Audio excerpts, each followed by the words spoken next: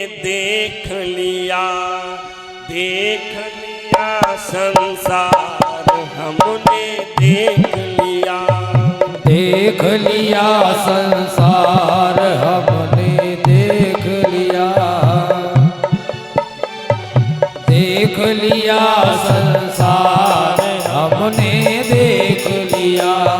सब मतलब के यार हमने देख लिया सब मतलब के यार हमने देख लिया सब मतलब के यार हमने देख लिया सब मतलब के यार हमने देख लिया। आज गजेंद्र कहता है कि प्रभु मैंने सब कुछ देख लिया। क्यों?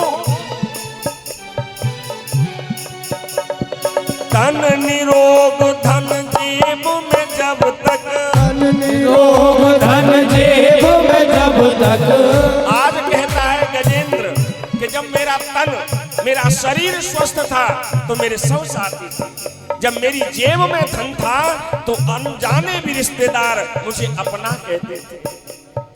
तन निरोग धन जेब में जब तक तन निरोग धन जेब में जब तक। मन से सेवा करोगे तब तक मन से सेवा करोगे जब तक मन से सेवा करोगे तब तक मन से सेवा करोगे तब तक। मानेगा परिवार हमने देख लिया मानेगा संसार हमने देख लिया सब मतलब के यार हमने देख लिया सब मतलब के यार हमने देख लिया। आज गजेंद्र कहता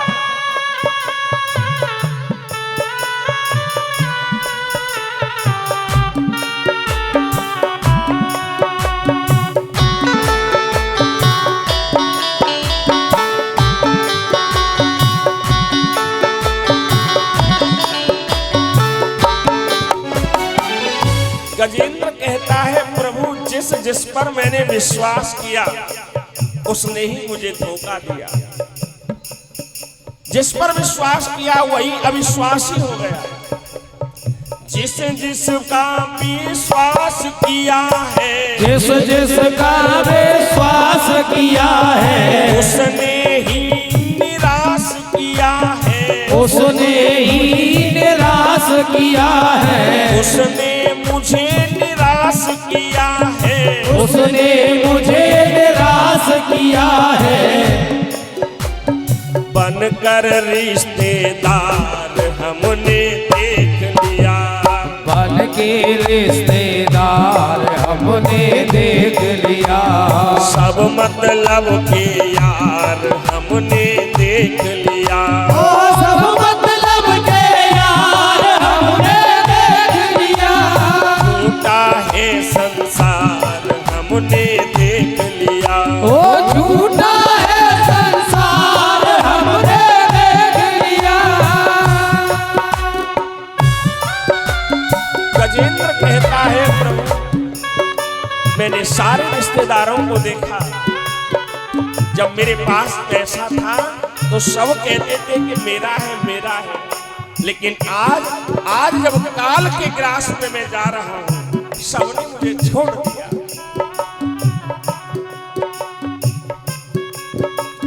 कहीं चोट लग जाए न तन को कहीं चोट लग जाए धन को सभी समझते हैं निर्धन को सभी समझते हैं निर्धन को सभी समझते हैं निर्धन को सभी समझते हैं निर्धन को।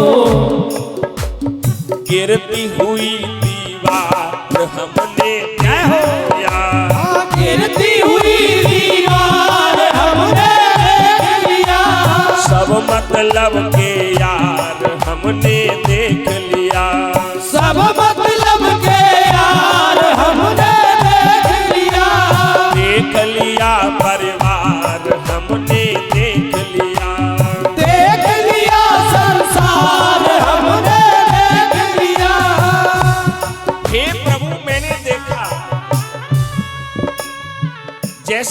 गिरती हुई दीवार होती है ना, तो उससे सब दूर होके निकलते हैं कि कहीं हमारे ऊपर ही ना गिर जाए। जैसे ही यदि कोई रिश्तेदार गरीब है तो उस रिश्तेदार को कोई पूछता नहीं है कि न जाने कब हमसे धन मांग बैठे, इससे बचकर के निकलते हैं।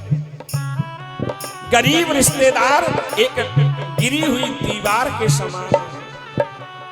प्रतिमा का कोई मोल नहीं है, प्रतिमा का कोई मोल नहीं है, प्रतिमा का कोई मोल नहीं है, प्रतिमा का कोई मोल नहीं है, सबल सिद्ध अनमोल नहीं है, सबल सिद्ध अनमोल वही है, सबल सिद्ध अनमोल वही है, सबल सिद्ध अनमोल वही है, जिसका प्रबल प्रचार हमने देख लिया, इसका प्रबल प्रचार हमने देख लिया, झूठा है संसार हमने देख लिया, झूठा है संसार हमने देख लिया, सब मतलब के यार हमने देख लिया, सब मतलब के यार हमने देख लिया।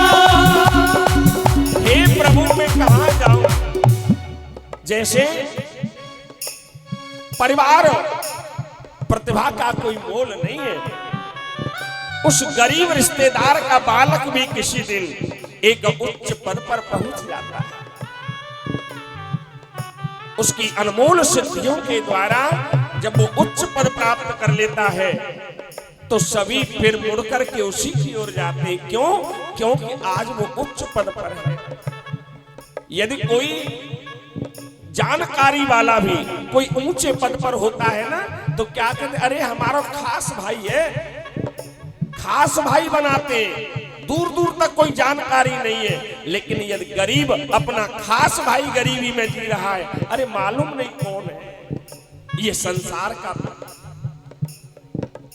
संतों का संदेश यही है, संतों का संदेश यही है, मूल मंत्र राजेश यही है, मूल मंत्र राजेश यही है, मूल मंत्र राजेश यही है, मूल मंत्र राजेश यही है, हरि सुमिरन ही सार हमने देख लिया, हर सुमिरन ही सार हमने देख लिया, झूठा है संसार हमने देख लिया, झूठा है संसार हमने देख लिया, सब मतलब के यार हमने देख लिया, सब मतलब के यार हमने देख लिया, सब मतलब के यार हमने देख लिया, सब मतलब के यार हमने देख लिया।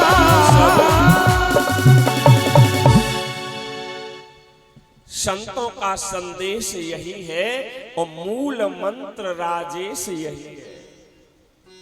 संत एक ही संदेश दे रहे हैं, भैया हर सुमिरन में लाग रे, भगवान के चरणों की वंदना कर, सेवा कर, यही तेरे जीवन का मुख्य आधार है।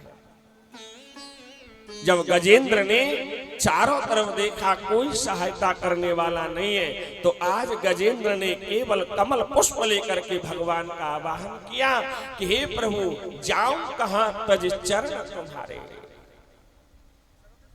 जो ही कमल पुष्प दिया है भगवान को, भगवान गरुड़ लेकर के नहीं आए, पैदल नंगे पांव भागे हैं कि कहीं मेरा भक्त देर हो जाने पर अपने प्राण न त्याग दे। अपने सुदर्शन चक्र से ग्राह का मुख विदीर्ण किया है और गजेंद्र की रक्षा की। गजेंद्र ये कौन है? हे राजन, हे परीक्षित, ये काल जो है हमारे ऊपर दिन में 1000 बार आक्रमण करता है। काल कितना बलवान है, लेकिन ये मनुष्य इतना बलवान है कि ये बार बार उस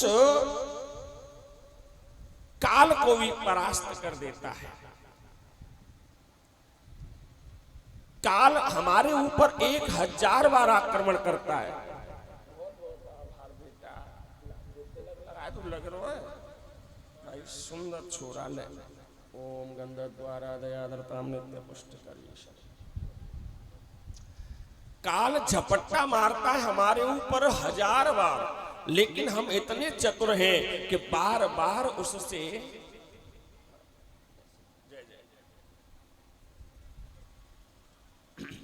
बार बार हम उसे हरा देते हैं। क्यों? कि काल झपट्टा देत है दिन में 12,000, नर मूर्ख चेते नहीं, उतरे पार। कैसे उतरे पार? मोह में फंसे रहो भारी, और मद में अंधा होए देत सवरे दिन गारी।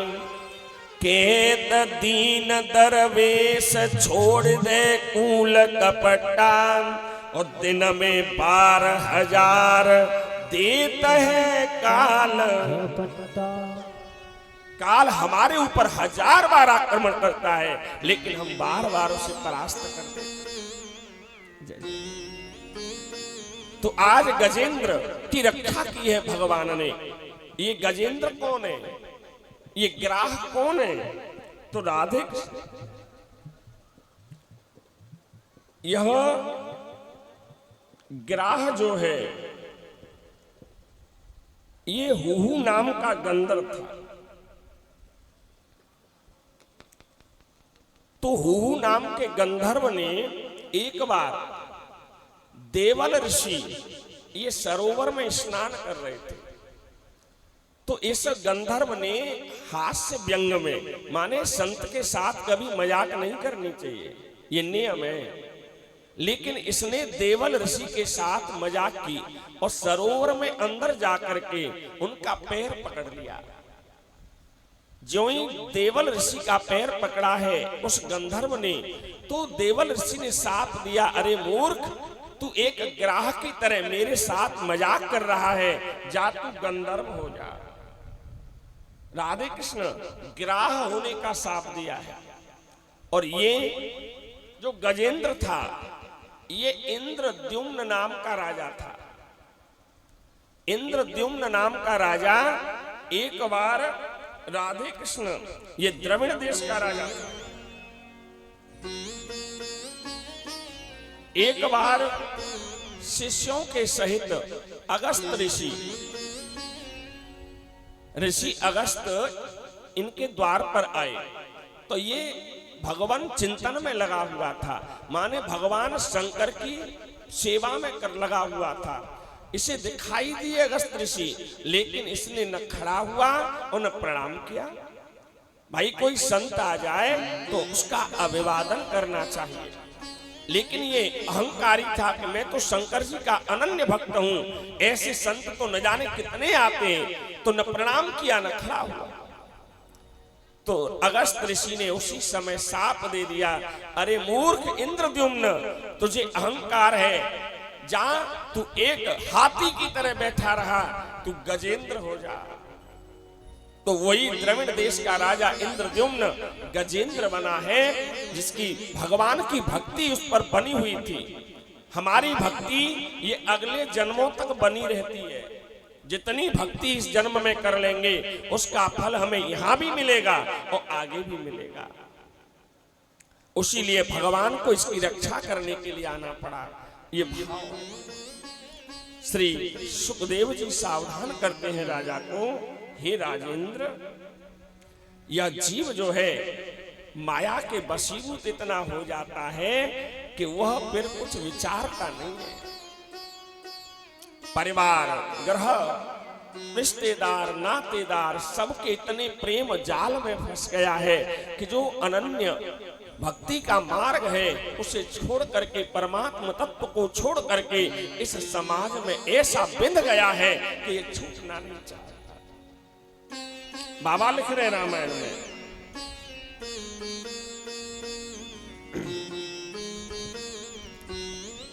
मायावश्य जीव अभिमानी, मायावश जीव अभिमानी, ईश पास्य माया गुण खानी, ईश वास माया गुण खानी, परबस जीव स्वबस भगवंता, परवश जीवा सने भगवंता, जीव अनेक एक श्रीकंता, ओ जीव अनेक एक भगवंता, जीव अनेक एक श्रीकंता, ओ जीव अनेक एक श्रीकंता, मायावश्य जीव बंध्यो कीर मरकट की नाई। यह मानव जो है माया के बंधन में इतना लिपट चुका है कि ये छूट नहीं। परवश जीव स्ववश भगवंता, भगवान स्ववश है लेकिन जीव ये माया के वश है। जीव अनेक एक श्रीकंता। श्री सुखदेव जी राजा को सावधान करते हैं, राजन जब दैत्य और देवता ये पहले भी थे और अब भी हैं, जो सज्जनों को कष्ट देते हैं वो दैत्य। भाई कभी भी या पृथ्वी जो है किसी चीज से विहीन नहीं हुई। पहले भी दुष्ट थे और आज भी हैं, पहले भी देवता थे और आज भी हैं। जो संतों को कष्ट देते हैं, सीधे सज्जन भगवान के भक्तों को परेशान करते हैं, वे दुष्ट हैं, दैत्य हैं। और जो बेचारे अपना जीवन निर्वहन कर रहे हैं प्रेम पूर्वक, वो भक्त हैं। जब दैत्यों की संख्या बढ़ जाती है तो परम सभीत धरा अकुलानी, ये पृथ्वी मां भी व्याकुल हो जाती है। विचार करिए, यदि दुष्टों के बीच में आपका रहना हो तो कैसे रह पाओगे। एक बार जब हनुमान जी महाराज जब लंका गए तो लंका जाकर के देखा उन्होंने कि राम नाम अंकित गृह शोभा बरनी न जाए, और नव तुलसी के वृंद बहु देखी हरसी कपिराय। जब लंका में प्रवेश किया तो पूरी लंका घूमे लेकिन कोई भी घर ऐसा नहीं मिला। एक घर पर उन्होंने राम नाम देखा। जैसे पहले घर बनवाते थे ना, तो मेन गेट पर, मेन दीवार पर राम नाम या गणेश नाम या कोई भी नाम भगवान का लिखवाते थे, तो बढ़िया उससे मालूम पड़ती थी कि ये सनातन वैदिक धर्म का मानने वाला है। सबके घर पर भगवान का नाम होता था। फलाना निवास, राम निवास, सीताराम धाम, सीताराम भवन, राधे श्याम भवन, माने भगवान के नाम पर ही उस मकान का नाम होता था। तो पूरी लंका घूमे विभीषण जी, और एक केवल विभीषण का घर ऐसा था कि उस पर राम नाम अंकित था और बड़ी शोभा। और उसके बिड़ला माने आंगन में क्या है, तुलसी का बिड़ला, नव तुलसी का वृंद बहु, आंगन में तुलसी का पौधा, तो और आनंद हो गया। अब तो जान गए श्री हनुमंत लाल जी कि भाई कोई भक्त है, लेकिन मन में शंका है कि कहीं ये रावण का कोई प्रपंच तो नहीं है। हो सकता है निशाचरी विद्या से मुझे मोहित करने के लिए किया। अब मन में संकोच उत्पन्न हो गया श्री हनुमंत लाल जी के कि नव तुलसी के वृंद बहु देखे हर्ष कपि राय।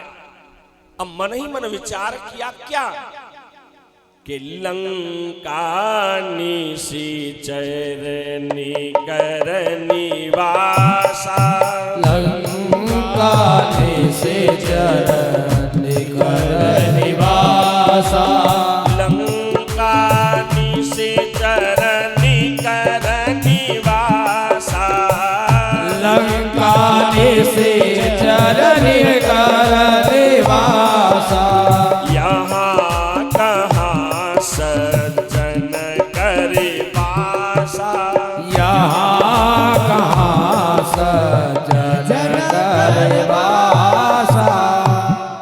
अब लंका निश्चर निकर निवासा, यहाँ कहाँ सज्जन करे वासा। भाई राक्षसों की नगरी में ऐसा कौन सा भक्त हो गया जिसके घर पर राम नाम अंकित है और मैया तुलसी का बिड़ला? हो नहीं सकता। मन ही मन विचार कर रहे हैं। अब ऐसे सोच रहे थे, जैसे ही सोचा तो राधे स्वरूप भैया ना आए। अच्छा भाई, हमारे सबसे पहले जब सबसे पहली कथा हुई थी यहाँ, ये 5वीं या 6वीं है, 5वीं है, तो तब वही परीक्षित बने थे और बड़े मस्त होकर के नृत्य करते थे। जय जय।